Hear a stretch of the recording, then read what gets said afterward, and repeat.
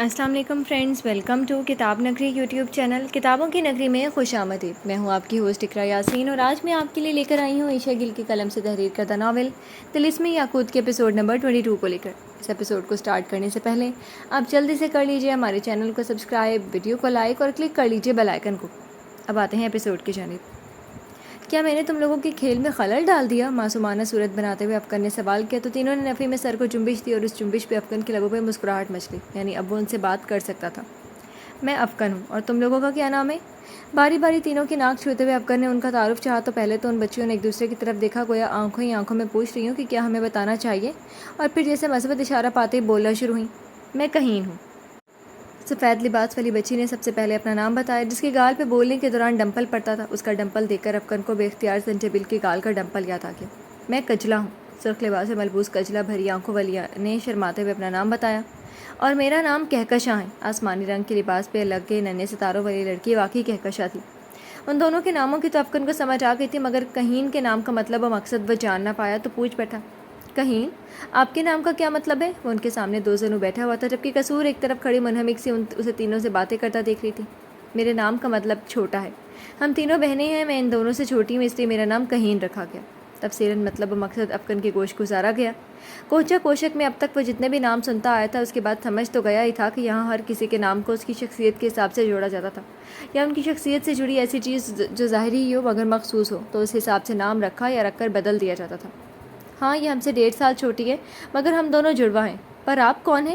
کہاں سے آئے ہیں؟ کہکشاں نے وہ سوال پوچھ ہی ڈالا جو شاید تینوں کے من میں چل رہا تھا، کیونکہ افکن کا لباس انہیں کسی اور دنیا کا پتہ دے رہا تھا۔ ایسا لباس انہوں نے آج سے پہلے کسی کو یہاں پہنے نہیں دیکھا تھا۔ میں بہت دور سے آیا ہوں یہاں کی خوبصورتی دیکھنے، تم تینوں سے مل کر بہت اچھا لگا۔ افکن نے آدھا سچ اور آدھا جھوٹ بولا، کیونکہ وہ بھلے دور کا رہنے والا تھا مگر آیا نہیں بلکہ لایا گیا تھا، اور یہاں کی خوبصورتی دیکھنے تو وہ ہرگز نہیں۔ ہمیں بھی آپ سے مل کر اچھا لگا۔ ہم یہاں بیج ڈال رہے تھے، کیا آپ ہمارے ساتھ ایک پودا لگاؤ گے؟ کہیں ان کی جانب سے بیج ڈالنے کی دعوت دی گئی تو افکن لمحہ سا رکھنے سے قبل ہی بول اٹھا، ہاں ہاں کیوں نہیں، اس کار خیر میں ضرور تم لوگوں کا ہاتھ بٹاؤں گا۔ یہ سارے پودے ہم نے لگائے ہیں۔ سال ہو گیا ہم روز یہاں آتی ہیں اور ان پودوں کو اسی تالاب کا پانی بخشتی ہیں۔ اس تالاب کے پانی میں گویا کوئی جادو ہے، ہمارے پودے بہت جلد بڑے ہو جاتے ہیں۔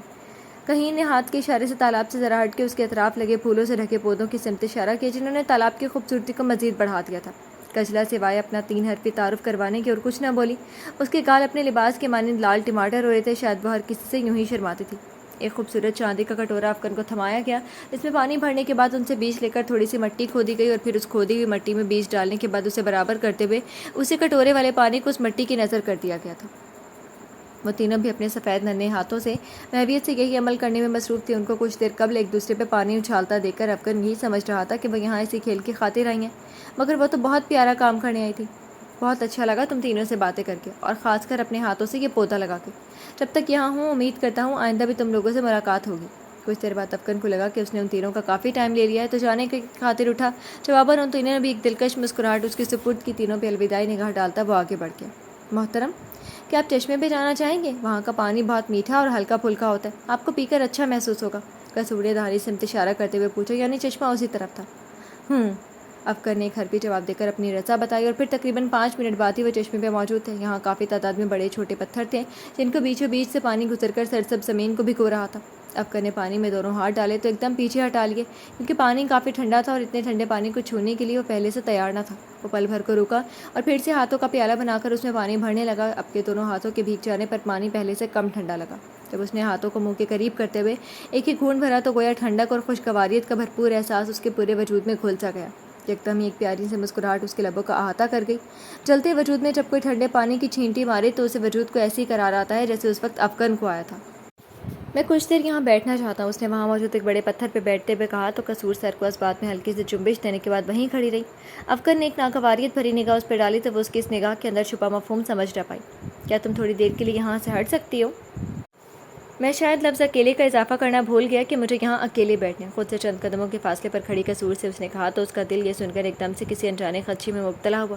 متفکر نہ ہو، یہاں سے بھاگوں گا نہیں۔ تمہاری ملکہ نے مجھ پہ اعتبار کر کے مجھے باہر کی سیر کا کہا ہے تو میں صرف سیر ہی کروں گا، اور ویسے بھی میں اس وقت صرف اپنی زیب کی وجہ سے مجبور ہوں، ورنہ سیر کی بجائے تمہاری ملکہ سیدھا مجھے ناگ محل پہنچا چکی ہوتی۔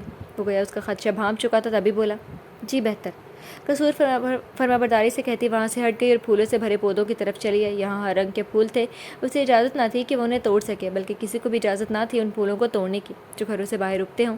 सिर्फ उन फूलों को पहाड़ी लोग जब दिल चाहे तोड़ सकते थे जो उनके घरों में उगते हों और उनकी अपनी मलकियत हो। मलिका का सख्त हुक्म था कि इस दुनिया की खूबसूरती का सबब बनने वाली हर शय को कायम व दायम रखा जाए, इसकी हिफाजत की जाए, मगर इसके बावजूद भी उसने एक फूल तोड़ लिया था। जब वो पहली मलिका के बनाए असूलों के खिलाफ वर्जी करते हुए अफगन को सारे राज बता सकती थी, तो ये फूल उसके सामने क्या था? कितनी ही देर वो सुर्ख गुलाब लिए उसे अपने हाथों में घुमाती रही और सोचती रही कि अभी अफगन के पास जाए या नहीं, जबकि उससे कदरे दूर बैठा अफगन बहते पानी को मनहमिक सा देख रहा था। वह देख तो पानी को रहा था, मगर उसका सरासर ध्यान जंजबील की तरफ था। न जाने और कितना इंतज़ार करना पड़ेगा मुझे तुम्हें अपनी नज़रों के सामने देखने के लिए, मगर मैं हर लम्हा तुम्हारे लिए दुआ कहूँ, हर लम्हा। वो होले से बड़बड़ाया और तभी उसे अपने पास से गुलाब की भीनी भीनी खुशबू महसूस हुई। उसने सर उठाकर देखा तो कसूर गुलाब का फूल लिए उसके कदमों में बैठी उसे पेश कर रही थी। और ये मंजर देखकर अफगन ने ना गुस्सा किया ना बेजार हुआ, बस एक ठंडी आह भरी और बोला, तुम अपना और मेरा मकाम जानती हो, फिर क्यों कर रही हो ये सब? अफगन की इस बात पे कसूर का दिल मसला गया, यानी उसने उसे उसकी औकात याद दिलाई थी। देखो, मेरा हरगिज़ ये मतलब नहीं था कि तुम एक कनीज़ हो और मैं कोई शहज़ादा गुलफाम। तुम्हारा ठिकाना तुम्हारा सब कुछ, जबकि मेरा मकाम मेरी दुनिया है, मेरा इस्लामाबाद, मेरी हवेली और मेरा सब कुछ। ना मैं कभी इस दुनिया में हमेशा के लिए रहना चाहूँगा, ना ही यहाँ का कोई फ़र्द मुझे कभी मेरी दुनिया का बासी बन सकेगा। हमारा कोई जोड़ कभी हो ही नहीं सकता, इसलिए तुम मेरे लिए जो भी जज्बात रखती हो प्लीज़ उन्हें ख़त्म कर डालो, और अगर ऐसा मुमकिन नहीं तो उन्हें कम अज़ कम खुद तक महदूद रखो और मुझ पर बारहा ज़ाहिर ना करो। मेरे दिल में जो जगह ज़ेब की है वो किसी और की हो ही नहीं सकती, मरते दम तक नहीं। ये नावल आप किताब नगरी यूट्यूब चैनल पर पढ़ और सुन रहे हैं। बज़ाहिर नरमी से समझाता वो आखिरी लफ्ज़ों में अटल अंदाज से बोला तो कसूर झुका, सर होले से हिलाकर उठी और पलट गई। उसकी आंखों से रवानी से आंसू के मोटे मोटे कतरे बह रहे थे। वो ठीक ही तो कह रहा था, उन दोनों के का कोई जोड़ ना था।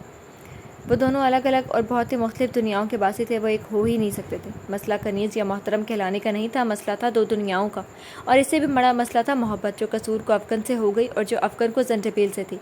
मेरा ख्याल से अब हमें वापस चलना चाहिए। आंसू साफ करती कसूर अफगन की आवाज़ पे एकदम डरी, मगर फिर संभल गई और आगे बढ़ने लगी। उसका चेहरा देखे बिना ही अफगन जानता ही था कि वो उस रो रही है, मगर वो उससे हमदर्दी करके उसे उसकी मोहब्बत को मज़ीद हवा नहीं दे सकता था, मज़ीद बढ़ावा नहीं दे सकता था, इसलिए नज़रअंदाज करना ही बेहतर था। ये नावल आप किताब नगरी यूट्यूब चैनल पर पढ़ और सुन रहे हैं। वो बहुत एहतियात से दाएं बाएं देखती दबे दबे कदम उठा रही थी। शाता के कमरे की तरफ निकलती राहदारियों में कोई भीड़ न थी, वगरना दूसरी राहदारियों में से हर थोड़ी देर बाद कोई ना कोई कनीज़ किसी न किसी काम के लिए आती जाती दिखाई देती रहती थी। चलते चलते वह एक कदम रुकी, उसे महसूस हुआ जैसे कोई उसका पीछा कर रहा है, मगर जब पलट कर देखा तो वहाँ कोई ना था। वो उसे अपना वहम समझ कर आगे बढ़ गई और एक बार फिर रुकी। यहाँ से गुजरते हुए उसे यूँ लगा गोया कोई जानी पहचानी चीज़ उसकी नज़रों को छू गई हो। वो रुकी और सामने देखा राहदारी खाली थी, फिर पीछे देखा वहाँ भी कोई इंसान या शय ना थी। दाएं तरफ देखा तो वहाँ दीवार थी, जबकि बाएं तरफ देखते हुए वह ठटक गई, क्योंकि वहाँ एक फर्शी दरवाज़ा था जो काफ़ी पुराना मालूम हो रहा था। उसे रात का वह मंजर याद आ गया जब वो उसी दरवाजे के ताले से टकराकर ज़मीन से बगलगीर हुई थी और फिर कुछ देर तक वहाँ बैठी उस तहखाने के मुतालिक अंदाज़ा भी लगाती रही थी। मगर फ़िलहाल उसे यहाँ रुक कर वक्त बर्बाद नहीं करना था, तो आखिरी राहदारी में दाखिल हो ही गई जहाँ शाथा का कमरा था, और यह देखकर उसका दिल खुशी से मचल उठा कि वहाँ कोई पहरेदार ना था। शुक्र है, वरना ये सोच सोच कर तो मेरी जान ही निकले जा रही थी कि शाथा ने कहीं अपने कमरे के बाहर अच्छी खासी सिक्योरिटी ना लगवा दी हो। ये शाथा हमारी दुनिया की होती तो सिक्योरिटी के नाम पर कैमरे तक नस्ब करवा देती, मगर वही बात कि हमारी दुनिया की होती तब ना। खैर, हमारी दुनिया की ना होकर भी ये कुछ कम जालिम और चालाक नहीं है। खुद से हम कलाम वो जल्दी से दरवाजे की तरफ बढ़ी और हाथ बढ़ाकर उसके एक पट को ज़रा पीछे को सरकाया तो अपनी जगह से हिला, यानी दरवाज़ा भी मकफल नहीं था। वैसे कितनी अजीब बात है, शाथा इतनी लापरवाह क्यों है? मैं इसकी जगह होती तो किसी को अपने कमरे में यूँ आने तो क्या आसपास भी ना फटकने देती। ना खुद से कहती, वह भी कमरे में दाखिल ही होने लगी थी जब उसे किसी चीज़ की गिरकर टूटने की आवाज़ आई कि आवाज़ कहीं बहुत करीब से आई थी। जंजीबील फ़ौरन चौकन्ना होती आसपास देखने लगी, मगर वहाँ कोई ना था, और आवाज़ चूँकि कमरे के बाहर से आई थी तो उसका छुपने के लिए कमरे की पनाही लेना बेहतर था, इसलिए वह अंदर दाखिल होती दरवाजे के दोनों पट साथ जोड़ गई। क्या बाहर कोई था या खुद ब खुद कोई चीज़ गिरकर टूट गई थी? यहाँ दीवारों पे जाबजा सांपों की तस्वीरें आवेज़ा, यकीनन इन्हीं में से कोई टूट कर गिरी होगी। अपने अंदाजे लगाती वो ख्वाबगा में चली आई और सब बातों को बलाए ताक रखती बस अपना याकूत ढूंढने लगी। सबसे पहले तो उसने खड़े खड़े पूरे फर्श पर नज़रें दौड़ाईं, मगर कमरे का फर्श बिल्कुल साफ़ और शफाफ था। फिर बेड पे नज़रें डाली, पिलोज़ को उलट पलट कर देखा, मगर वहाँ भी कुछ ना था। फिर वह दो जनों फर्श पर बैठ गई और सर झुकाकर चारों तरफ देखने लगी, और फिर जहाँ आकर उसकी नज़रें जामिद हो गई वो थी साइड टेबल की निचली जगह, जहाँ कुछ छोटा सा मौजूद था। यही मेरा याकूत है। वो एकदम बोल उठी, मगर फिर रुकी। कहीं ये कोई कीड़ा तो नहीं, कोई कॉकरोच। और फिर ये सोचते हुए उसे झुरझुरी सी आगे साइड टेबल की निचली जगह इतनी कम थी कि बमुश्किल ही रोशनी वहाँ पहुँच पाती, और इसी सबब वो ठीक से देख ना पा रही थी। उसे छूने से डर रही थी। फिर कुछ ख्याल आते ही थोड़ा सा करीब हाथ ले जाते उसे फर्श पर दे मारा और वापस खींच लिया, मगर उस चीज़ में, उस आवाज़ में कोई हरकत पैदा न हुई। उसे कुछ हौसला हुआ तो एक दो बार फिर ऐसा ही किया, मगर वहाँ हनूस खामोशी थी। और फिर गोया उसे तसल्ली हो गई, मगर फिर भी डरते डरते उसने हाथ आके बढ़ाया और उस तंग और निचली जगह से एक उंगली से उस चीज़ को परे खिसकाया तो वो घूमती हुई साइड टेबल से तो बाहर निकल आई, मगर अब बेड के नीचे चली गई थी। मगर बेड के नीचे रोशनी फिर भी अपनी पहुँच रखती थी, और इसी रोशनी ने उस पर जाहिर कर दिया कि वो चीज़ कोई कीड़ा नहीं, वाकई उसका सुर्ख तिलिस्मी याकूत था। शुक्र है तुम मुझे मिल गई, और खुदाया तेरा बहुत शुक्र है। जंजबील की अब जाके जान में जान आई थी। उसने झट से याकूत पकड़ा और उसे चेन खोलकर उसमें पिरो दिया। गर्दन से भी गोया अब खालीपन का एहसास खत्म हुआ था। अच्छा हुआ ज़्यादा वक्त नहीं लगा जंजबील, अब तुझे बहुत एहतियात से काम लेना होगा, अब उस याकूत को खोने नहीं देना। खुद से कहती वो उजरत में चेन का लॉक बंद करने लगी, और फिर उसकी नज़र एक बार फिर उसे साइड टेबल पर पड़ी तो उसे कुछ याद आया। वो चूंकि अभी तक फर्श पर बैठी थी, सो घुटनों के बल थोड़ा सा आगे हुई और आखिरी दराज खोल डाला। वो चाबी अभी भी यहाँ मौजूद थी, उस बड़ी सी चाबी को। क्या ये उस ताले की चाबी है? और अगर है तो मुझे देखना होगा कि आखिर उस तहखाने में ऐसा क्या है जो शाता ने उस चाबी को अपने पास रखा हुआ है। मेरे पास ज़्यादा दिनों का वक्त नहीं है, मुझे जो भी करना होगा अभी करना होगा। यही सोचती वो चाबी निकाल के दराज बंद करती उठी और चाबी को अपनी पोशाक के पीछे छुपाने की कोशिश करते हुए कमरे से निकल आई। मगर निकलने से कबल उसने दाएं बाएं झाँक कर तसल्ली ज़रूर की थी कि कहीं कोई मौजूद तो नहीं। और फिर कुछ ही देर बाद वह तहखाने के उस सिरे पर मौजूद थी जहाँ बंद ताला उसे तजस्सुस में मुब्तला कर रहा था। उसने हाथ बढ़ाकर ताले को पकड़ा और एक नज़र चाबी को देखा, और फिर उससे अगले ही पल वो चाबी ताले के अंदर जा चुकी थी और जंजबील की चाबी घुमाने में उस पर कड़क की आवाज़ उभरी, जिसका मतलब था कि ताला खुल चुका था। उसे एक अनजानी से खुशी हुई, यानी वो जो अंदाज़ा लगाया था वो सही साबित हुआ। ये चाबी वाकई उसे ताले की थी और इसके अंदर वाकई कोई राज मौजूद था। ताला तो खुल चुका था, मगर अब अगला मरहला था दरवाजे को उठाना। मगर तहखाने का यह दरवाज़ा देखने में बहुत भारी मालूम हो रहा था। मगर जंजबील चूँकि यहाँ आकर ऐसी ऐसी मुशक्क़त कर चुकी थी, सो बिना उसकी टेंशन लिए पूरा जोर लगाती उसे उठाने लगी। जान लगानी पड़ी, मगर दरवाज़ा पूरे का पूरा हट गया और अब उसे अंदर मट्टी से अटे जीने दिखाई देने लगे। उसे जाने की जल्दी थी, इसलिए वो बिना मजीद वक्त ज़ाये के जीनों पर कदम रख गई। दरवाजे को जोर देकर वापस बंद किया तो जो जीने उसे बमुश्किल दिखाई दे रहे थे वो देना भी बंद हो गए। हर तरफ मुकम्मल अंधेरा, तारीकी छा गई थी। जीनों के अतराफ कोई रेलिंग या दीवार भी नहीं थी, इसलिए संभलती हुई नीचे उतरी और दोनों हाथ सामने लहराती आगे बढ़ने लगी। अभी कोई 20 कदम ही चली थी कि उसे बिल्कुल मध्यम से रोशनी एक की एक लकीर दिखाई दी। ये रोशनी कहाँ से आ रही है? क्या यहाँ से कोई रास्ता बाहर की समत भी निकलता है? रोशनी देखकर वो मजीद मतजस्सिस हुई और चलती उसके करीब आ रुकी, और फिर उसका अंदाज़ा गलत साबित हुआ, क्योंकि ये रोशनी कहीं बाहर से नहीं बल्कि अंदर से आ रही थी। यानी ये कोई दरवाज़ा था जिसके नीचे से रोशनी की लकीर निकल रही थी। इस दरवाजे के पार क्या था, कौन था, ये वो जानना तो चाहती थी, मगर यहाँ उसका खौफ उसके तजस्सुस पर गालिब आ चुका था। एक तो उस तहखाने का मकफल सतह होना, दूसरा तहखाने की तारीकी, और तीसरा वहाँ मौजूद पे कमरा जिसमें से खारिज होती ये रोशनी इस बात का खमास थी कि हो ना हो अंदर कोई ज़रूर मौजूद है। अगर अंदर कोई शाता से भी ज़्यादा ताकतवर और जालिम इंसान मौजूद हुआ तो अंदर जाने पे अगर मैं किसी मुसीबत में मुब्तला हो गई तो। वो वहीं से अंदाज़ा लगाते जाने और ना जाने की कशमकश में घिरी हुई थी जब उसे अंदर से कुछ आवाज़ें सुनाई दी, गोया कोई आपस में गुफ्तगू कर रहा हो। यानी अंदर वाकई में कोई था, बल्कि थे, यानी एक से ज़्यादा लोग, मगर कौन?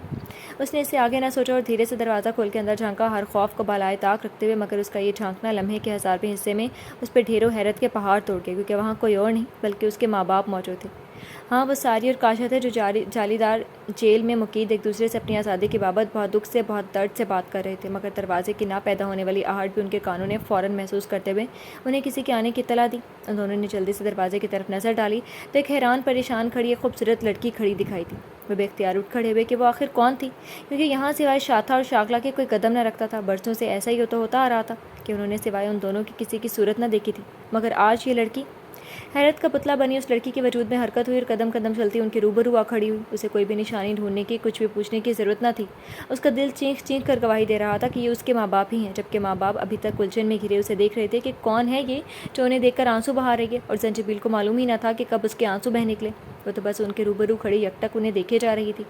सारी पैरों तक आती सिल्क की सिल्वर पोशाक पहने हुई थी, जिस पर अब जाबजा धब्बे लग चुके थे। वह चेहरे से काफ़ी निढाल और कमज़ोर मालूम हो रही थी, और यही हाल काशा का भी था। उसकी दाढ़ी मूछें काफ़ी बड़ी हुई थी, बाल भी कंधों को छू रहे थे, और लिबास में वो काला चोखा सा पहने हुए था। कौन हो तुम? दोनों के लबे से बेवक्त ये सवाल अदा हुआ तो वह बेख्तियार आगे बढ़ी। मैं जंजबील। अभी वो इतना ही बोली थी कि झटका खाकर पीछे को हटी, क्योंकि उसके हाथों ने जब जाली को छुआ तो उसके अंदर से करंट निकलता महसूस हुआ। शासा ने उनका हर रास्ता बंद कर रखा था। कौन जंजबील? और जो अभी तक अपने करंट लगे हाथों को देख रही थी, इस सवाल पर चौंकी कि वो जल्दी में उन्हें अपना ये नाम बता चुकी थी। मैं आपकी वो बेटी बोलते बोलते रह गई, उससे बोला ही ना गया, आवाज़ रुंध गई। मैं تم ساشا ہو کیا؟ ہاں تم ساشا ہی ہو، اس کے پورا ہونے سے قبل ہی ساری بول اٹھی۔ زنجبیل کی آنکھیں بالکل ساری کی جیسی تھی، وہی بھیگیوں سی گرے بڑی بڑی آنکھیں، وہی لمبی گھنی پلکیں اور کاشا کے جیسے ناک اور ساری کی طرح لمبے ریشمی بال۔ اس کے نقوش ایسے تھے کہ کوئی بھی دیکھتا یہی کہتا کہ یہ انہی کی بیٹی ہے۔ وہ ہو بہو اپنے ماں باپ کا پرتو تھی۔ کاشا بھی گویا دنگ رہ گیا۔ یہ ناول آپ کتاب نگری یوٹیوب چینل پر پڑھ اور سن رہے ہیں۔ بولو تم ساشا ہو نا، ہماری بیٹی؟ اب کے کاشا نے پوچھا تو وہ سوچوں سے باہر نکلی اور بے اختیار سر اس بات میں ہلانے لگی۔ اس کے سر اس بات میں ہلانے کی دیر تھی کہ وہ دونوں پھوٹ پھوٹ کر روتی ہے، مگر نظریں ہنوز اس کے چہرے پہ ٹکی تھی۔ وہ اسے چھونے کو آگے بڑھے مگر پھر جھٹکا کھا کر پیچھے کو گئے۔ اس کرنٹ میں لپٹی آڑ کے باعث اپنی بیٹی کو چھو تک نہ سکتے تھے۔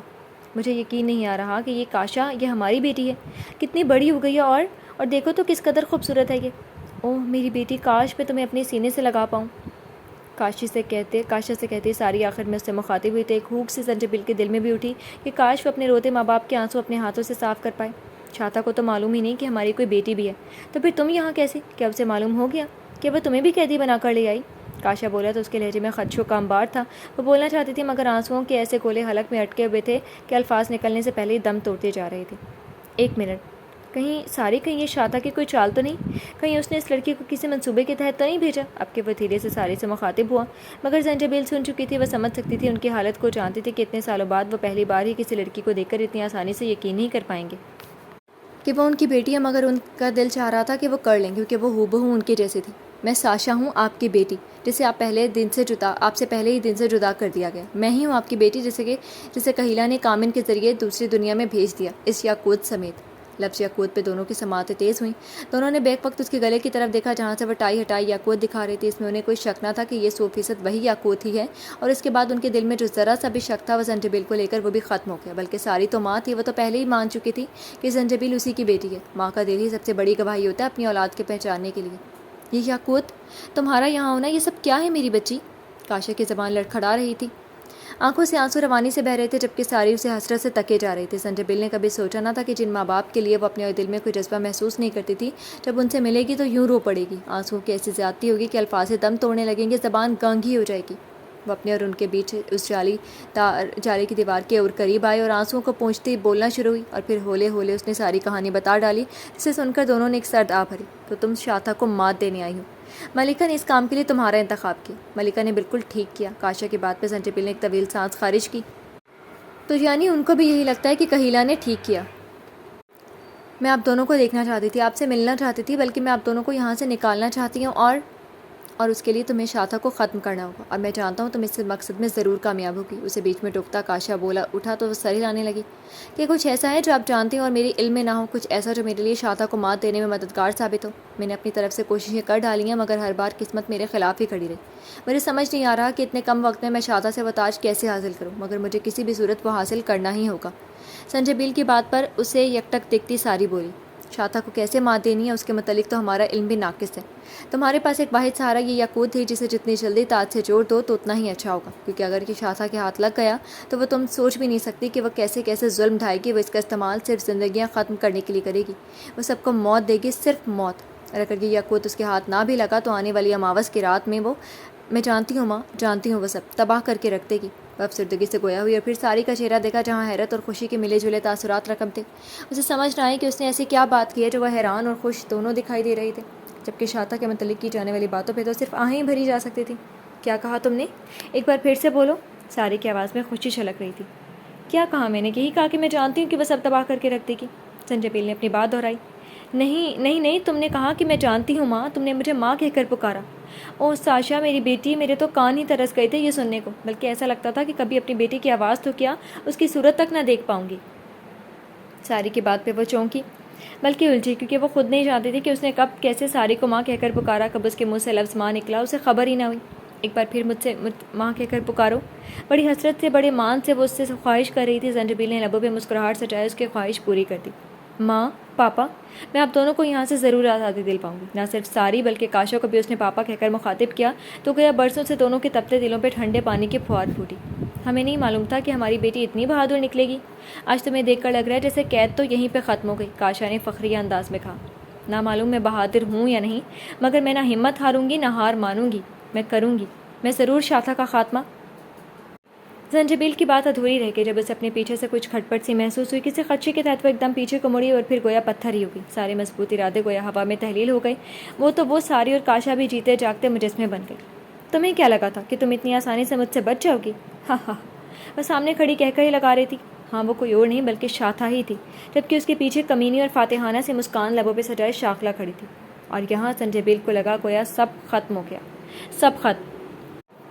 جی تو فرینڈز، کیسی لگی آپ کو آج کے ایپیسوڈ؟ کمنٹ سیکشن میں ضرور بتائیے گا. پھر حاضر ہوں گے ناول کے نیکسٹ ایپیسوڈ کے ساتھ. تب تک کے لیے اجازت دیجیے. شکریہ. اللہ حافظ.